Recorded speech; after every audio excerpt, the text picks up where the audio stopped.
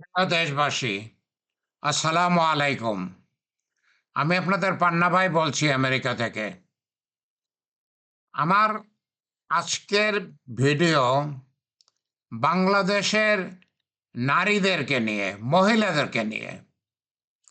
শুনুন, আমি মনে করি, আপনারা হয়তো মনে করেন, বাংলাদেশের মহিলারা বাংলাদেশের মহিলারা খুবই অবহেলিত, খুবই অবহেলিত।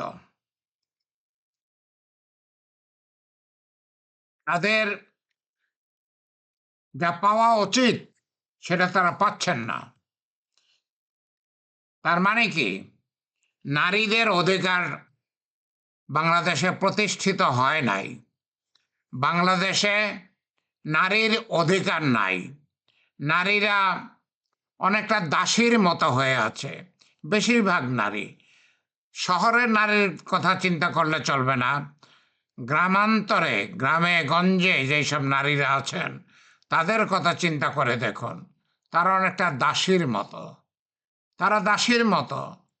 সেই কাক ডাকা ভোরে তারা ঘুম থেকে ওঠেন, মুরগির দরজাগুলো খুলে দেন, মুরগিকে খাবার দেন, স্বামী স্ত্রী, স্বামী সন্তানদের খাবারের ব্যবস্থা করেন, শ্বশুর শাশুড়ি থাকলে, দেবর ননদ থাকলে তাদের খাবারের ব্যবস্থা করেন, সারাদিন কাজ করেন, সারাদিন কাজ করেন, রান্না করেন।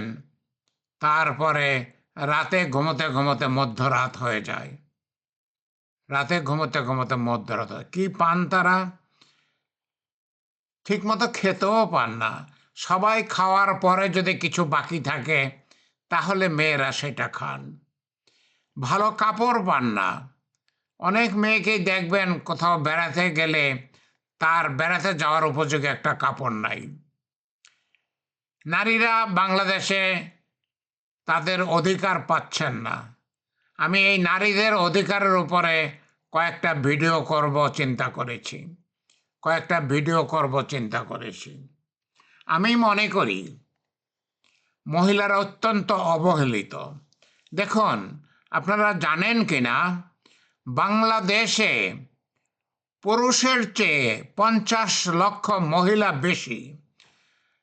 বাংলাদেশে যে 19 কোটি লোক আছে, আগে 17 কোটি বলা হতো, 18 কোটি বলা হতো, কিন্তু এখন দেখা যাচ্ছে 19 কোটি লোক আছে।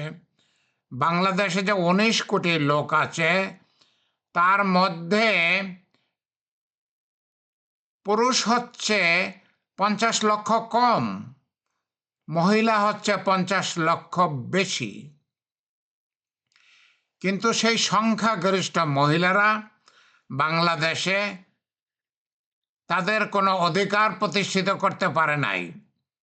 তাদের কোনো অধিকার প্রতিষ্ঠিত করতে পারে নাই।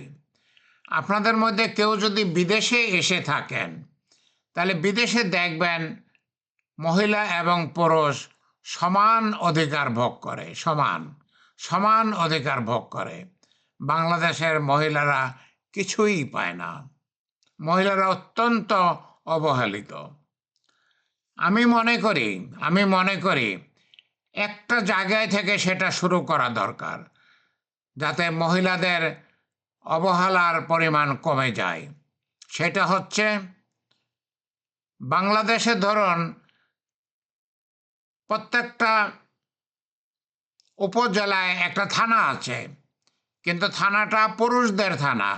দারোগা পুরুষ, দ্বিতীয় দারোগা পুরুষ, পুলিশেরা সব পুরুষ। ওখানে মহিলা কোনো দারোগা নাই, মহিলা কোনো পুলিশ নাই। একজন মহিলা কোনো কারণে দুর্ঘটনাবশত অথবা তাদের দুর্ভাগ্যবশত যদি তাদেরকে থানায় ধরে নেওয়া হয় তাহলে কি হয়? মহিলা যদি একদিন এক রাত থানায় থাকে তাহলে সেই পরিবারের উপরে বদনাম ওঠে। তার কারণ, আমাদের বাংলাদেশের পুরুষ শাসিত যেহেতু বাংলাদেশ, সেখানে মহিলারা নিজেদের দোষ ছাড়াই যদি কোনো কারণে তারা থানায় যায়, থানায় 1-2 রাত থাকে, মানুষ বিভিন্ন রকমের বদনাম করে, বিভিন্ন রকমের বদনাম করে। আমি দাবি করতেছি বাংলাদেশের প্রত্যেকটা উপজেলায় পুরুষ থানার পাশাপাশি একটা মহিলা থানা থাকবে, একটা মহিলা থানা থাকবে, যেখানে দারোগা হবে মহিলা, সেকেন্ড দারোগা হবে মহিলা, পুলিশেরা হবে মহিলা। তাহলে এই যে মহিলাদের একটা কষ্ট, তাদের যদি কোনো কারণে থানায় যেতে হয়, কোনো কারণে থানায় রাত্রিতে থাকতে হয়, তাহলে তাদের যেই বাকি জনমের জন্য একটা বদনাম হয়, তার পরিবারের জন্য একটা বদনাম হয়, অনেক বিয়ে ভেঙে যায় তার জন্য। তাহলে এই কষ্টটা তাদের কমে যাবে। এটা আমার প্রথম দাবি, প্রত্যেকটা উপজেলায় একটা মহিলা থানা থাকতে হবে, একটা মহিলা থানা থাকতে হবে। আমার দ্বিতীয় দাবি, আমি 2টা দাবি আজকে করব। আমার দ্বিতীয় দাবি হচ্ছে,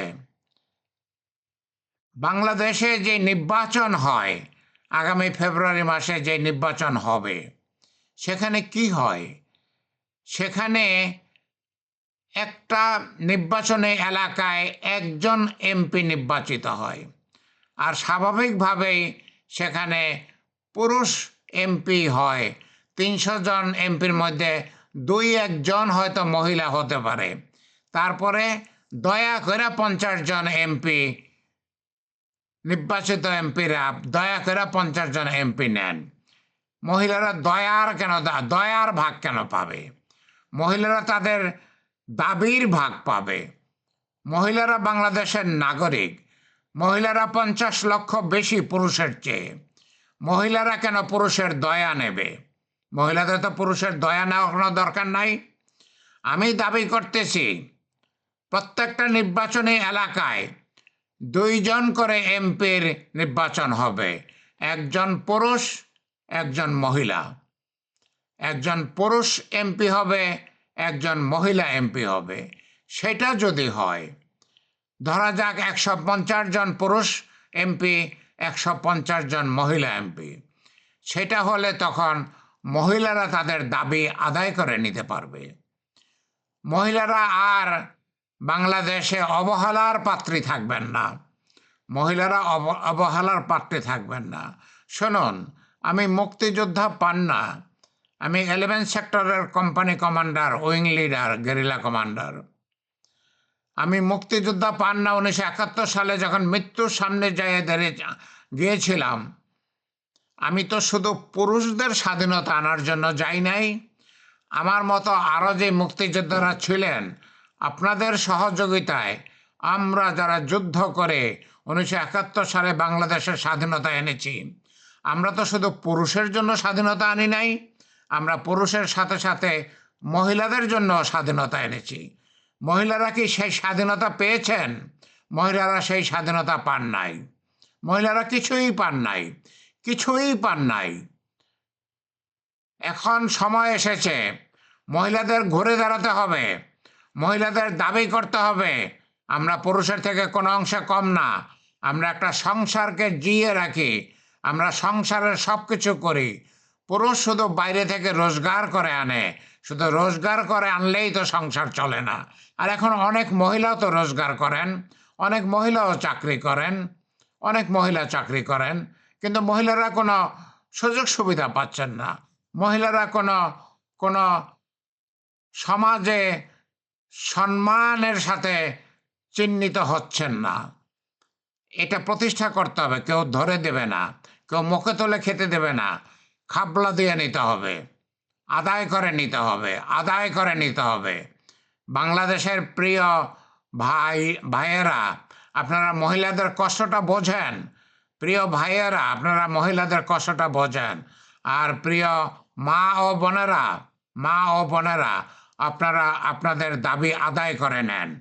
আপনারা আপনাদের দাবি আদায় করে নেন। আপনাদের প্রথম দাবি হবে প্রত্যেকটা উপজেলায় একটা মহিলা থানা হতে হবে, যাতে পুরুষদের থানায় আপনাদেরকে যেতে না হয়। আপনারা যখনই প্রয়োজন হবে, মহিলাদের থানায় যদি হয়, আপনাদের প্রয়োজন আপনারা থানায় যেতে পারবেন। আপনার স্বামী যদি আপনার উপর অত্যাচার করে, অনেক সময় সন্তানেরও মায়ের উপর অত্যাচার করে, অত্যাচার যদি করে আপনি থানায় যেতে পারবেন। এখন পুরুষের থানায় গেলে তো আপনি যেতেই পারেন না, আপনি তো পুরুষের থানায় যেতেই পারেন না। কিন্তু যদি একটা মহিলাদের থানা থাকতো, শুধু মহিলাদের জন্য একটা থানা থাকতো, আপনি যেতে পারতেন। আপনারা প্রথম দাবি করেন বাংলাদেশের প্রত্যেকটা উপজেলায় একটা মহিলা থানা থাকতে হবে। আপনারা দ্বিতীয় দাবি করেন বাংলাদেশে যতজন এমপি হবে তার অর্ধেক মহিলা হতে হবে।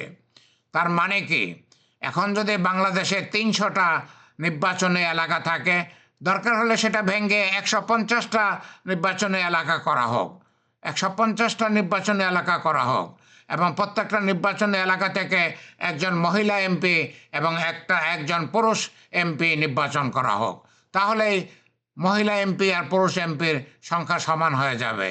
বর্তমানে যে মহিলারা 50 জন দয়ার এমপি হন, সে দয়ার এমপি প্রয়োজন হবে না। তারা ইলেকশন করে এমপি হবে, তারা ইলেকশন করে এমপি হবে। ঠিক আছে, ইলেকশন করে তারা এমপি হবে। আপনারা এই দুইটা দাবি করুন। আমি ভিডিও বড় করব না, আমি আপনাদের শেষ করার আগে আপনাদের কাছে একটা অনুরোধ করব, যদি সম্ভব হয়, কয়েক সেকেন্ডের সময় হয়, দয়া করে আমার চ্যানেলটা সাবস্ক্রাইব করবেন, শেয়ার করবেন, লাইক দেবেন। দয়া করে আমার চ্যানেলটা সাবস্ক্রাইব করবেন।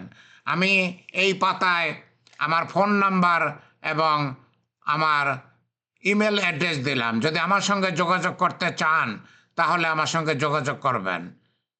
শুনুন, আমি বাংলাদেশ তো দেখে এসেছি। আমি 35 বছর যাবৎ আমেরিকায় থাকি, আমি আমেরিকার প্রবাসী। কিন্তু বাংলাদেশে তো আমি বিসিএস অফিসার ছিলাম, বাংলাদেশে তো আমি একটা কলেজের প্রফেসর ছিলাম, বাংলাদেশে আমি একটা কলেজের ডিপার্টমেন্টের হেড ছিলাম। 35 বছর যাবৎ আমি আমেরিকায় থাকি। এখন আমি আমেরিকার একটা সরকারি ইউনিভার্সিটির প্রফেসর। আমেরিকায় আমি একটা আইটি কোম্পানির মালিক। কিন্তু বাংলাদেশকে তো আমি কখনোই ভুলি না। আমার মাতৃভূমি, আমার মায়ের দেশ, আমি তো ভুলি না। আমি বাংলার মা বোনদের কথা তো ভুলি না। আমি সবসময়ই অনুভব করি বাংলার মা বোনেরা তাদের স্বাধীনতা পাচ্ছেন না। যেই স্বাধীনতার জন্য আমরা যুদ্ধ করেছি, মৃত্যুর মুখে দাঁড়িয়েছিলাম, সেই স্বাধীনতা এসেছে, কিন্তু বাংলার মা বোনেরা সেটা পাচ্ছে না। বাংলার মা বোনেদের কোনো দাবি পূরণ হচ্ছে না। বাংলার মা বোনরা শুধু খেটেই যাচ্ছে, তারা কিচ্ছু পাচ্ছে না।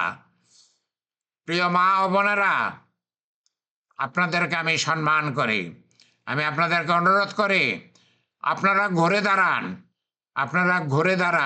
আপনারা দাবি তুলুন। চুপ করে থাকলে হবে না, আপনাদেরকে আদায় করে নিতে হবে। আপনাদের ন্যায্য দাবি আদায় করে নিতে হবে, কেউ দেবে না। আদায় না করলে কেউ দেবে না। প্রিয় ভাই ও বোনেরা, বাংলাদেশ 54 বছর যাবৎ স্বাধীন হয়েছে, মহিলারা কিচ্ছু পায় নাই।